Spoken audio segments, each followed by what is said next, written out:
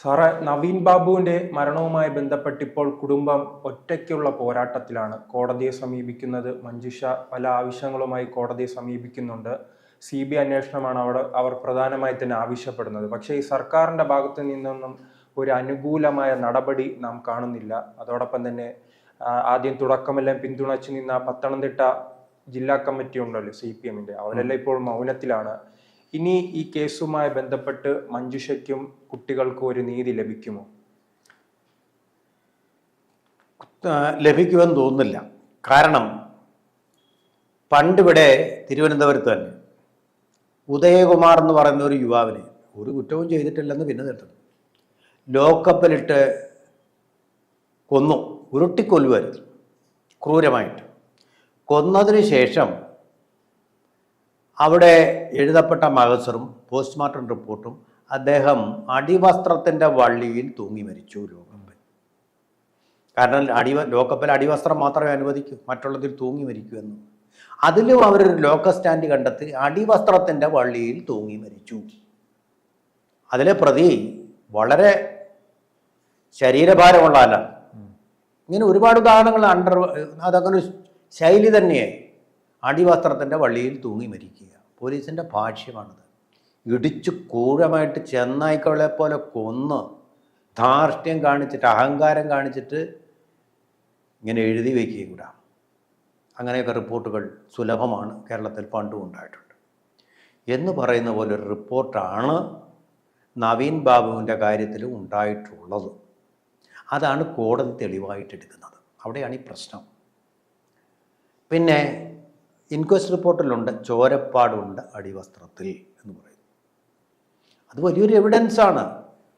ഒരു ചോരത്തുള്ളി ഉണ്ടെങ്കിൽ അതെന്ത് കൊണ്ട് എങ്ങനെ വന്നു എന്ന് പറയാൻ ബാധ്യസ്ഥമാണ് അന്വേഷണ സംഘം.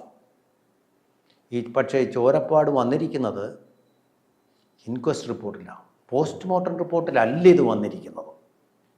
പോസ്റ്റ്മോർട്ടം റിപ്പോർട്ട് ഇത് കണ്ടിട്ടേ ഇല്ല. അപ്പോൾ അതിനൊരു സാധൂകരണം അവർ പറഞ്ഞത് എന്താണെന്നറിയാം? അതാണ് വളരെ വിചിത്രമായിട്ടുള്ളത്. പോസ്റ്റ്മോർട്ടം ചെയ്യുന്നത് വസ്ത്രങ്ങളെല്ലാം മാറ്റിയ ശേഷം, അപ്പോൾ കണ്ടില്ല. ആളുകളെ വിഡ്ഢിയാക്കാനുള്ള തന്ത്രമാണിത്. ഇൻക്വസ്റ്റ് എന്ന് പറഞ്ഞാൽ എന്താ? ഇൻക്വസ്റ്റ് നമ്മൾ അവിടെ കാണുന്ന കാര്യങ്ങൾ പോലീസ് എഴുതി വെക്കുന്ന, ഡോക്ടർമാർ കാണുന്നതല്ല. അപ്പോൾ ഇങ്ങനെയൊക്കെയാണ് ഇത് കണ്ടെത്തിയത്. ഈ കാര്യത്തിൽ പോസ്റ്റ്മോർട്ടം ചെയ്തിട്ട് ഒരു റിപ്പോർട്ട് ഞങ്ങൾക്ക് തരണമെന്ന് ആവശ്യപ്പെട്ടുകൊണ്ടുള്ള ഒരു റിക്വസ്റ്റാണ്. അതിന് പ്രത്യേകം കോളങ്ങളുണ്ട്. ആ കോളങ്ങളൊക്കെ പൂരിപ്പിച്ച് ഇങ്ങനെ തരണമെന്നുള്ളൊരു റിക്വസ്റ്റാണ് ഇൻക്വസ്റ്റ് എന്ന് പറയുന്നത്. എല്ലാവർക്കും അതറിയണമെന്നല്ല, വക്കീൽമാർക്കറിയാം. അപ്പം പിന്നെ അതിനകത്ത് ഇത് വ്യക്തമായിട്ട് എഴുതി വെച്ചിട്ടുണ്ട്, ചോരത്തുള്ളിയുണ്ട് അടിവസ്ത്രത്തിൽ നിന്ന്. അതെങ്ങനെ വന്നു എന്ന് പറയാൻ പോസ്റ്റ്മോർട്ടം ചെയ്യുന്ന ഡോക്ടർ ബാധ്യസ്ഥനല്ലേ? അപ്പോൾ അത് വന്നിട്ടില്ല, അത് ദുരൂഹമല്ലേ? ഇതാണ് ഞാൻ ചോദിക്കുന്നത്. ചോരപ്പാടെന്ന് പറയുന്നത് സാധാരണഗതിയിൽ അങ്ങനെ വരുന്ന കാര്യമല്ലല്ലോ. സാധാരണക്കാരായ നമ്മളൊക്കെ എവിടെല്ലാം യാത്ര പോകുന്നു, ചോരപ്പാട് വരാറുണ്ടോ അടിവസ്ത്രത്തിൽ? പ്രത്യേകമായ അസുഖങ്ങളുള്ളവർ അവർ പിന്നെ ഈ അടിവസ്ത്രം ഇട്ടുകൊണ്ട് യാത്ര ചെയ്യുകയില്ല. അങ്ങനെയൊക്കെയുള്ള ഇത് സീരിയസ് ആയിട്ടൊരു അസുഖമല്ലേ ചോരപ്പാട് വരിക എന്ന് പറഞ്ഞാൽ, ശരീരത്തിലെ ചോര പോവുക എന്ന് പറഞ്ഞാൽ, ബ്ലീഡിങ് വരിക എന്ന് പറഞ്ഞാൽ. സ്ത്രീകൾക്കാണെങ്കിൽ നമുക്ക് മനസ്സിലാക്കാം, അവർക്ക് മാസം തോറുമുള്ള മാസമുറയുണ്ട്, അങ്ങനെയാണെങ്കിൽ മനസ്സിലാക്കാം. ഇതാകും പുരുഷനല്ലേ, പിന്നെ എങ്ങനെ ഇത് വന്നു? ഉത്തരം നിങ്ങളല്ലേ പറയേണ്ടത്. അങ്ങനെ എന്തെങ്കിലും അസുഖം ഉണ്ടെങ്കിൽ മഞ്ജുഷ അതിനെക്കുറിച്ച് സംശയിക്കൂ. പിന്നെ അതിൽ ഏറ്റവും പ്രധാനപ്പെട്ട കാര്യം, ഒരു വാഴക്കൊല പോലും കെട്ടിത്തൂക്കാൻ പറ്റാത്ത അത്ര കനം കുറഞ്ഞ കയറിലാണ് ഇദ്ദേഹം. 55 കിലോ ഭാരമുണ്ട്. കൊച്ചുകുട്ടിയൊന്നുമല്ല, ഒരു 4-5 കിലോ തൂങ്ങാവുന്ന കയറിൽ ഈ 55 കിലോ ഉള്ള മനുഷ്യൻ തൂങ്ങി മരിച്ചെന്ന്. കയർ പൊട്ടി തറയെ വീഴത്തില്ലേ? എന്തുകൊണ്ടത് സംഭവിച്ചില്ല? വല്ല അലൗകിക ദിവ്യമായ പ്രതിഭാസം വല്ലതും നടന്നു? അല്ലെങ്കിൽ ഇങ്ങനെ ഒരു കാറ് വലിച്ചുകൊണ്ട് പോകുന്ന കണ്ടിട്ടുണ്ട്, തലമുടി നാരിഴയിൽ ഇങ്ങനെ, അതുപോലുള്ള മെജിക്കാണ്. അത് ടയറുള്ളതുകൊണ്ടാണ് കാറ് നീങ്ങുന്നത്. നവീൻ ബാബുവിന് ടയറുണ്ടായിരുന്നു. നിങ്ങൾ ആരെയാണ് ഈ വിഡ്ഢികളാക്കാൻ ശ്രമിക്കുന്നത്? ഈ സാമാന്യ ബുദ്ധിയുള്ള ജനങ്ങളാണല്ലോ, സാക്ഷരതയിൽ മുന്നിൽ നിൽക്കുന്ന ഉത്ബുദ്ധതയുള്ള ജനങ്ങളാണ് കേരളത്തിലേത്. ഇവരെല്ലാം ഇത്രയും നാൾ നിങ്ങൾ പറ്റിച്ചു. ഇപ്പം മഞ്ജുഷ പറഞ്ഞപ്പോഴാണ് കയറിൻ്റെ കനം നമ്മൾ അറിയുന്നത്. സാധാരണഗതിയിൽ നമ്മുടെ പോലീസിനെയും പോസ്റ്റ്മോർട്ടംകാരെയും ഒക്കെ നമ്മളങ്ങ് വിശ്വസിക്കാതെ ഇവിടെ. പക്ഷേ ഇത് അടിമുടി സംശയകരമാണ്. ഈ മരണപ്പെട്ട ദിവസം തന്നെ ഈ കുടുംബം ആരോപിച്ചിരുന്നു ഈ കേസിൽ ഒരു അട്ടിമറി ഉണ്ടാകുമെന്ന്. ഇപ്പോൾ അവസാന ഘട്ടത്തിൽ ആ സത്യമായി വരെയില്ല. ഈ പരിയാരം മെഡിക്കൽ കോളേജിൽ തന്നെ പോസ്റ്റ്മോർട്ടം വേണ്ടെന്ന് ആ കുടുംബം തുടക്കം തന്നെ പറഞ്ഞിരുന്നു. പക്ഷേ അതൊന്നും സർക്കാർ അന്ന് കേട്ടിട്ടില്ല, കൈക്കൊണ്ടിട്ടില്ല. നല്ല ഒരു മാർക്സിസ്റ്റ് കാര്യമാണ് ഈ മഞ്ജുഷ എന്ന് പറയുന്ന സ്ത്രീ. അവരുടെ കുടുംബത്തിൽ എല്ലാവരും അങ്ങനെ തന്നെയാണ്. ഒരൊറ്റ കോൺഗ്രസ്സുകാരില്ല, ഒറ്റ BJP-ക്കാരില്ല. അടിപടലം കമ്മ്യൂണിസ്റ്റ് പാർട്ടിയുടെ കൂറുള്ള സഖാക്കളാണ് പത്തനംതിട്ടയിലെ. എല്ലാവർക്കും അറിയാം. വീണ ജോർജ് തന്നെ പറഞ്ഞു നോക്കൂ, ഒരു കള്ളം പോലും പറയാത്ത, പഠിക്കുന്ന കാലത്ത് തൊട്ടേ എനിക്കറിയാം, ഒരു കള്ളം പോലും പറഞ്ഞിട്ടില്ല. ഔദ്യോഗിക ജീവിതത്തെക്കുറിച്ച് സത്യസന്ധനായ മന്ത്രി കെ രാജൻ, റവന്യൂ മന്ത്രി, അദ്ദേഹം പറഞ്ഞു അദ്ദേഹത്തിനെ കുറിച്ച് ഒരു പരാതി പോലും ആരെങ്കിലും പറഞ്ഞിട്ടില്ല കൈക്കൂലി വാങ്ങാൻ. CITUവിൻ്റെ ഒരു നേതാവ് പറഞ്ഞു അദ്ദേഹം കൈക്കൂലി വാങ്ങിയിട്ടുണ്ടെന്ന് ആരെങ്കിലും തെളിവ് വന്നാൽ അപ്പോൾ ഞാൻ എൻ്റെ രാഷ്ട്രീയ ജീവിതം അവസാനിപ്പിക്കാം, കരഞ്ഞുകൊണ്ട് പറഞ്ഞു. അവരെല്ലാം കരഞ്ഞുകൊണ്ടായി പറയുന്നത്.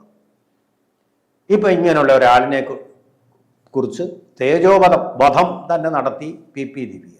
അവരിപ്പോൾ സ്റ്റാൻഡിംഗ് കമ്മിറ്റി അംഗമാണ് കണ്ണൂർ ജില്ലാ പഞ്ചായത്തിൻ്റെ. അപ്പോൾ ഇതൊക്കെ തെളിയിക്കുന്നത് എന്താണ്? ആ കൊലപാതക എന്നു സംശയമുള്ള ആളിനെ നിങ്ങൾ പ്രൊട്ടക്റ്റ് ചെയ്യുന്നു. ഞങ്ങൾ കുടുംബത്തോടൊപ്പമാണെന്നിങ്ങനെ ഇടയ്ക്കിടയ്ക്ക് ഉരുവിട്ടുകൊണ്ടേയിരുന്നു CPM.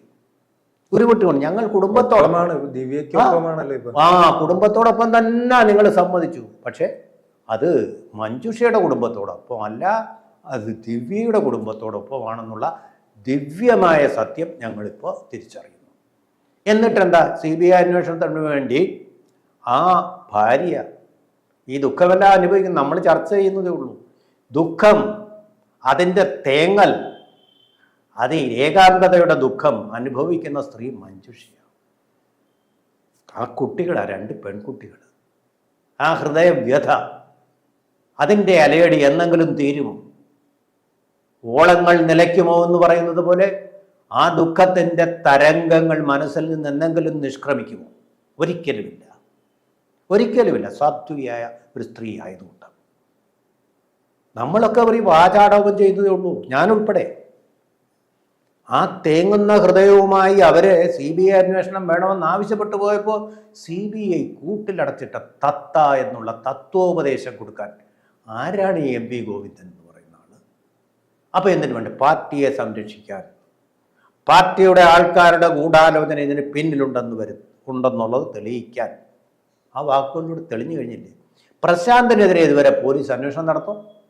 ദുരൂഹമായ സാഹചര്യത്തിൽ പെട്രോൾ പമ്പിന് വേണ്ടിയിട്ട് അപേക്ഷിച്ച, പെട്രോൾ പമ്പിന് ഒട്ടും അനുയോജ്യമല്ലാത്ത അപകടങ്ങളുടെ കേദാരമായ ഒരു സ്ഥലത്ത് പെട്രോൾ പമ്പിന് അനുമതി വാങ്ങിച്ച പ്രശാന്തിനെതിരെ അന്വേഷണം നടത്തിയോ? ഇപ്പം തന്നെ കേരളത്തിൽ നോക്കൂ, തെക്കേറ്റം മുതൽ വടക്കേറ്റം വരെ അപകടങ്ങളുടെ ഉത്സവകാലമാണ്. എത്ര അപകടങ്ങൾ, എത്ര പിഞ്ചു കുട്ടികളാണ് പിടഞ്ഞു മരിച്ചു കൊണ്ടിരിക്കുന്നത് നമ്മുടെ നിരത്തുകളിൽ. ആ അപകടത്തിന് അതിൻ്റെ തൊപ്പിയിൽ ഒരു തൂവൽ കൂടി വയ്ക്കാൻ വേണ്ടിയിട്ട് കണ്ണൂരിലെ വളവും തിരിവും സൂക്ഷിക്കുക എന്ന് പറയുന്നത് പോലൊരു സ്ഥലത്ത്, ആ വളവിലുള്ള വസ്തുവിൽ പെട്രോൾ പമ്പിന് അങ്ങോട്ടും ഇങ്ങോട്ടും വണ്ടികൾ പോകണ്ട, റോഡിലുള്ള വണ്ടിയുമായി കൂട്ടിയിടിച്ച് അപകടങ്ങൾ ഉണ്ടാവാൻ പാകമായ ഒരു സ്ഥലത്ത് പെട്രോൾ പമ്പിന് അനുമതി വാങ്ങിച്ചെടുത്തു അദ്ദേഹം. ഒരു പക്ഷേ നവീൻ ബാബുവിനെ ഭീഷണിപ്പെടുത്തിക്കൊണ്ടായിരിക്കണം. ആ ഭീഷണിയുടെ പിന്നിലുള്ള സത്യങ്ങൾ, ആ വസ്തു വാങ്ങിയതിനുള്ള കള്ളപ്പണത്തിൻ്റെ, അതുപോലെ തന്നെ CPMൻ്റെ ലോബികൾ, അവിടെ നടത്തുന്ന വ്യാജ ഭൂമി ഇടപാടുകളുടെ ഒക്കെ സത്യങ്ങൾ ഹൃദയത്തിൽ പേർന്ന ഒരു ADM ആയിരുന്നു, അഡീഷണൽ ഡിസ്ട്രിക്ട് മജിസ്ട്രേറ്റ് ആയിരുന്നു നവീൻ ബാബു. എന്നതുകൊണ്ടാണോ നിങ്ങൾ അദ്ദേഹത്തെ ഉന്മൂലനാശം വരുത്തിയത് എന്നുള്ളൊരു സംശയം ഇപ്പോൾ വരുന്നുണ്ട്. ഇതൊരു കൊലപാതകമായിരുന്നില്ലേ? അല്ലെങ്കിൽ എന്തുകൊണ്ട് നവീൻ ബാബു ഒറ്റപ്പെട്ടു പോയി?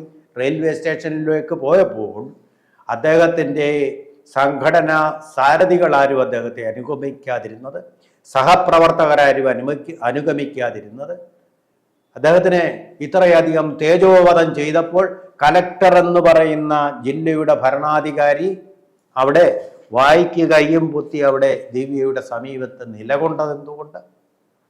അദ്ദേഹത്തെ സഹായിക്കാൻ IAS അസോസിയേഷൻ പെട്ടെന്ന് വന്നതെന്തിന്? ഞാനൊരു തെറ്റു ചെയ്തു എന്ന് പറയുന്ന കാര്യം, അങ്ങനെ മനുഷ്യർ എന്തെല്ലാം സംഭവം, ഞാനൊരു തെറ്റ് ചെയ്തു, എനിക്കൊരു തെറ്റ് പറ്റി, എനിക്കൊരു അബദ്ധം പറ്റി, എല്ലാവരും എപ്പോഴും പറയുന്നത്, അതൊരു തെളിവാകുന്നു. എന്നിട്ടോ കോടതിയിൽ ഇതിലൊക്കെ രസം കേട്ടോളും. കോടതിയിൽ ചെന്നിട്ട് ആ പ്രോസിക്യൂട്ടർ വാദിക്കുന്ന, ഗവൺമെന്റിന്റെ പ്രോസിക്യൂട്ടർ വാദിക്കുന്ന ഈ മഞ്ജുഷ പറഞ്ഞതിനൊന്നും തെളിവില്ല.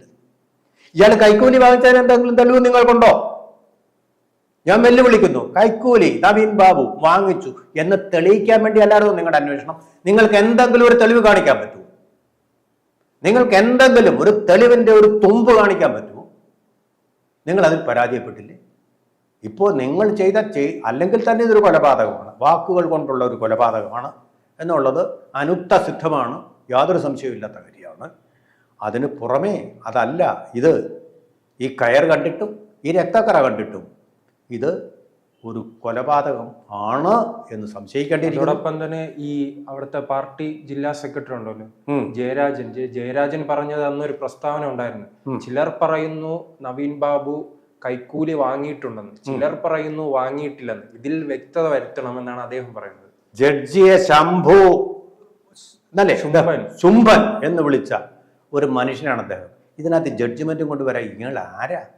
ഇത് കോടതിയുടെ നിയമം തീരുമാനിക്കേണ്ട കാര്യങ്ങളല്ലേ? അങ്ങനെ പറയുന്നുണ്ട് ഇങ്ങനെ. അത് പണ്ട് EMS പറഞ്ഞതുപോലെ ചൈന അവരുടേതെന്നും ഇന്ത്യ നമ്മുടേതെന്നും പറയുന്ന സ്ഥലമാണ്.